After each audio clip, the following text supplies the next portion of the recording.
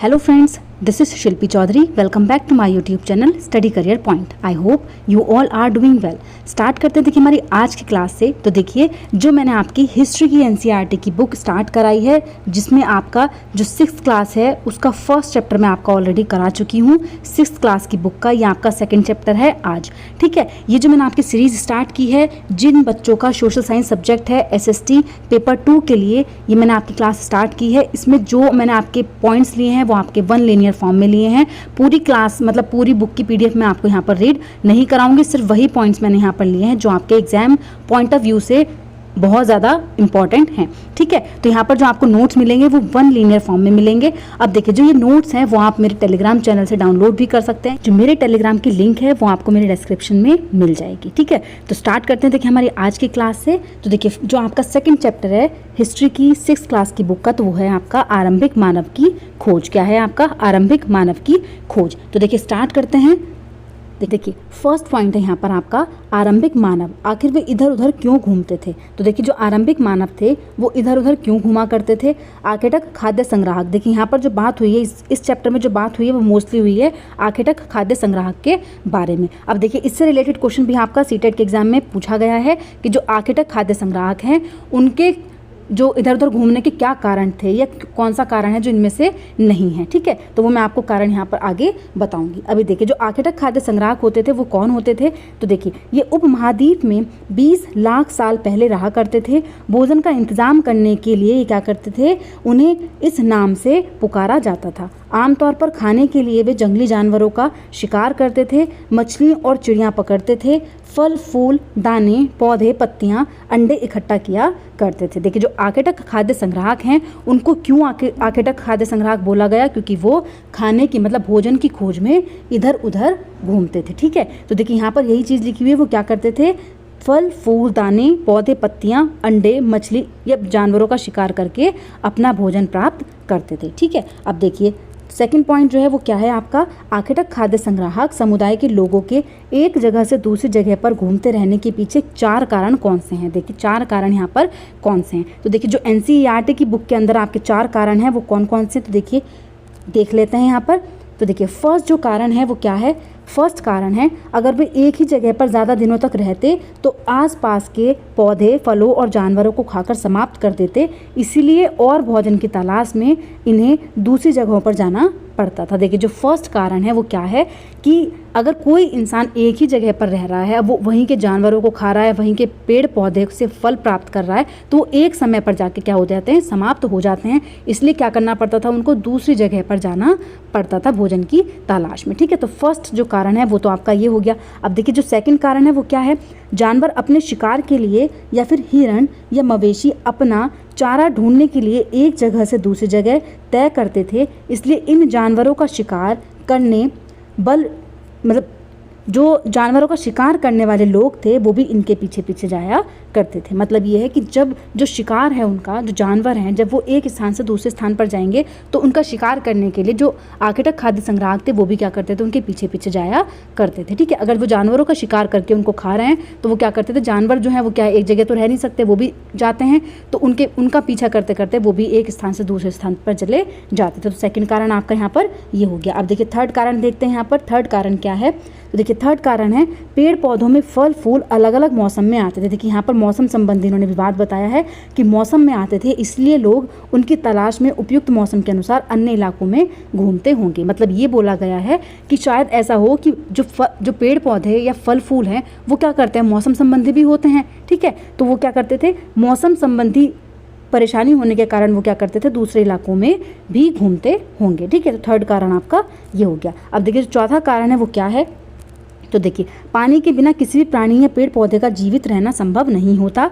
झीलों और नदियों के किनारे बसे लोगों को सूखे मौसम में पानी की तलाश में इधर उधर घूमना पड़ता था। इसके अलावा लोग अपने रिश्तेदारों से भी मिलने जाते थे। ये लोग जो हैं वो सब क्या करते थे, पैदल ही यात्रा किया करते थे। मतलब ये है कि फोर्थ कारण में क्या बोला गया है कि या तो वो अपने रिश्तेदारों से मिलने के लिए जाते होंगे या फिर जो पहले शहर बसे हुए होते थे वो क्या होते थे, वो झीलों या नदियों के किनारे बसे हुए होते थे। अगर सूखा पड़ने की वजह से जो नदियों और झीलों का पानी समाप्त हो जाता था तो वो क्या करते थे, पानी की खोज में भी इधर से उधर चले जाया करते थे। ठीक है, तो फोर्थ कारण जो है वो आपका यहाँ पर ये हो गया। तो देखिए 4 कारण आपको दिए गए हैं।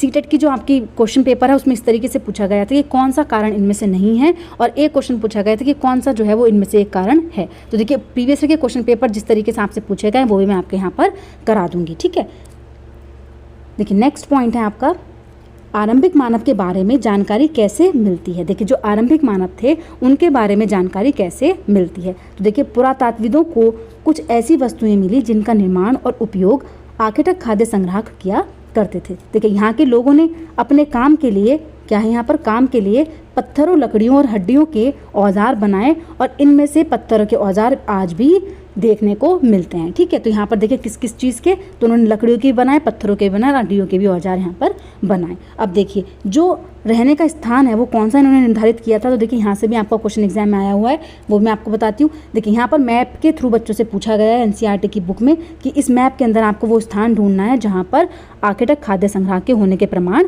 मिलते हैं। तो देखिए इन्होंने इस तरीके से बोला कि लाल त्रिकोण वाले स्थान वे पुरास्थल हैं जहाँ पर आखेटक खाद्य संग्रह के होने के प्रमाण मिलते हैं। इसके अलावा कई और भी स्थान पर ये लोग रहते थे। तो देखिए इस मैप के थ्रू हम यहाँ पर देख लेते हैं। तो देखिए लाल त्रिकोण वाले हैं, तो देखिए लाल त्रिकोण वाला एक तो आपका भीमबेटका है। ठीक है, दूसरा आपका क्या है, देखिए कुरनूल गुफाएं हैं।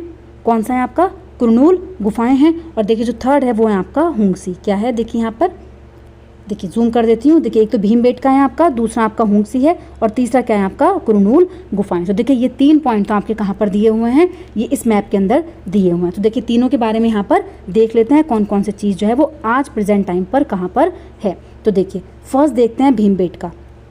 देखिए जो भीमबेटका है वो कहाँ पर है, वो मध्य प्रदेश में है। आवासीय पुरास्थल उन्हें कहते हैं जहाँ लोग रहा करते थे।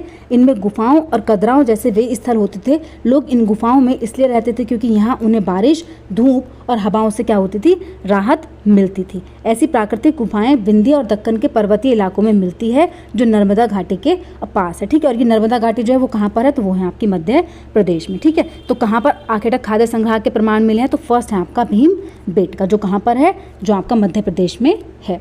सेकंड पॉइंट जो है, देखिए सेकंड पॉइंट है आपका हुक्सी। क्या है आपका हुक्सी, तो हुक्सी कहाँ पर है, हुक्सी है कर्नाटक में। कहाँ पर है हुक्सी, कर्नाटक में। ठीक है, इसके अलावा इसमें और कोई पॉइंट आपको याद करने वाला नहीं है। और जो थर्ड पॉइंट है वो है देखिए कुरनूल गुफाएं। तो कुरनूल गुफाएं आपकी कहाँ पर है, तो कुरनूल गुफाएं आंध्र प्रदेश के कुरनूल जिले में। कहाँ पर है, आंध्र प्रदेश के कुरनूल जिले में। अब देखिए जो बेलम गुफाएं हैं, देखिए ये भी आपकी कुरनूल जिले से ही संबंधित है। ये भी आपकी क्वेश्चन जो प्रीवियस के क्वेश्चन पेपर है उसमें पूछी गई है।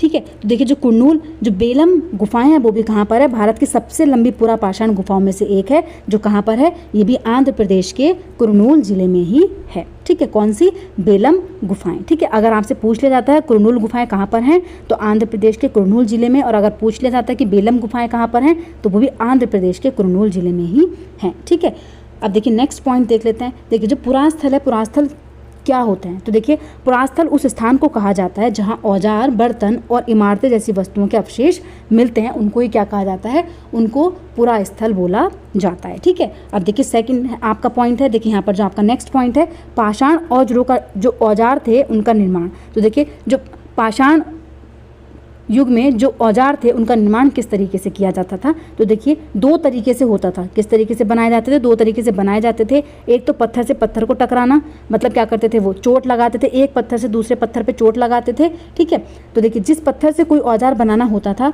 उसे एक हाथ में लिया जाता था और दूसरे हाथ से एक पत्थर का हथौड़ी जैसा इस्तेमाल होता था। ठीक है, तो पत्थर से पत्थर को टकरा कर भी क्या करते थे, ये औजारों का निर्माण करते थे। सेकेंड जो पॉइंट है देखिए वो है आपका दबाव शक्ल तकनीक। देखिए दबाव शक्ल तकनीक क्या होते थे, इसमें क्रोड को एक स्थिर सतह पर टिकाया जाता था और उस क्रोड पर हड्डी या पत्थर रखकर उस पर हथौड़ी नुमा पत्थर से शल्क निकाले जाते थे। शल्क क्या होते हैं आपके, छोटे छोटे खंड, क्या होते हैं, छोटे छोटे टुकड़े। ठीक है, तो छोटे छोटे टुकड़े वहाँ पर निकाले जाते थे। ठीक है, तो सेकंड आपका क्या हो गया, दबाव शक्ल तकनीक। ठीक है, दबाव शक्ल तकनीक। अब देखिए जो आग की खोज है वो भी यहाँ पर लिखी हुई है, आग की खोज किस प्रकार से हुई। तो देखिए ये आग का जो यूज़ है वो लोग जो आरंभिक मानव थे वो उपयोग करते थे, किस तरीके से करते थे। देखिए जो आरंभिक लोग थे उन्होंने आग जलाना सीख लिया था। अब देखिए जो आग का इस्तेमाल है वो कई कार्यों के लिए किया जाता था, जैसे प्रकाश के लिए भूनने के लिए, खतरनाक जानवरों को दूर भगाने के लिए, ठीक है। क्योंकि देखिए जो राख है, राख के अवशेष भी इस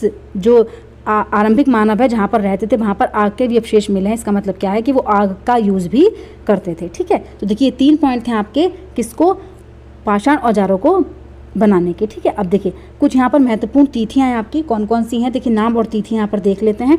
तो देखिए सबसे पहले आपका पूरा पाषाण काल। देखिए पूरा पाषाण काल किसको बोला जाता है, देखिए यह 2 शब्दों पूरा यानी प्राचीन और पाषाण यानी पत्थर से बना है। पूरा पाषाण काल जो है वो 20 लाख साल पहले से 12,000 साल पहले के दौरान माना जाता है, ठीक है। और इसको आरंभिक काल भी कहा जाता है।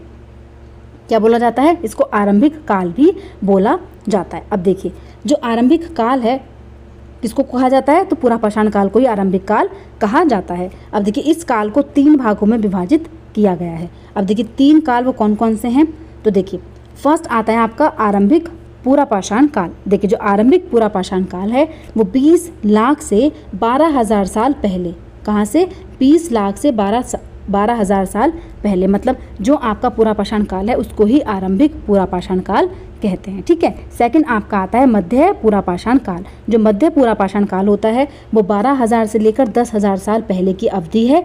इसे देखिए इसे क्या कहा जाता है, इसे मेसोलिथ भी कहा जाता है। क्यों कहा जाता है, यह लगभग 12,000 साल पहले से लेकर 10,000 साल पहले तक माना गया है।